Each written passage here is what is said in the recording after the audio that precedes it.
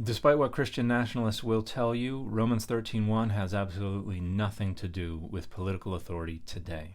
Hey everybody, I'm Dan McClellan. I'm a scholar of the Bible and religion. And Christian nationalist attempts to leverage Romans 13:1 as a proof text for insisting that we cannot resist and we must accept any and all political authority today entirely misunderstands and misrepresents Paul, because the priority is not trying to understand Paul. The priority is trying to find a way to operationalize Paul in the service of right-wing authoritarian identity politics today.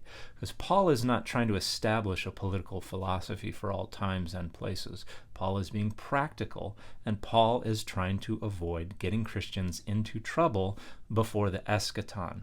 Paul thought the end of days was going to be any moment. All of Paul's genuine writings reflect this idea that the time is short, the form of this world is passing away, and we need to act in accordance with that.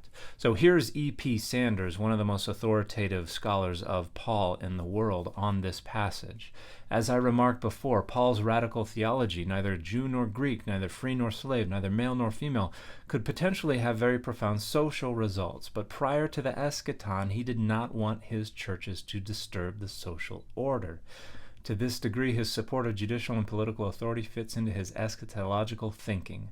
While Christians awaited the return of the Lord, they should not attempt to change the status quo by, for example, campaigning for the freedom of slaves and opposing unjust laws and rulers. And then here is commentary from Robert Jewett's Hermeneutic commentary on Romans.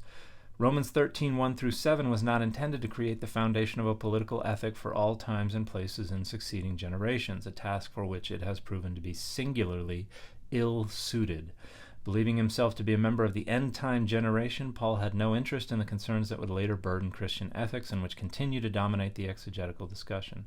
His goal was to appeal to the Roman audience as he conceived it, addressing their concerns in a manner that fit the occasion of his forthcoming visit. So just like Christians today who think we don't have to worry about climate change because God's going to fix everything, Paul is just saying don't overturn the social apple cart because everything's going to end soon anyway, and we don't want to cause unnecessary trouble for ourselves. This is why Paul says in 1 Corinthians 7, stay in whatever circumstances you were when God called you.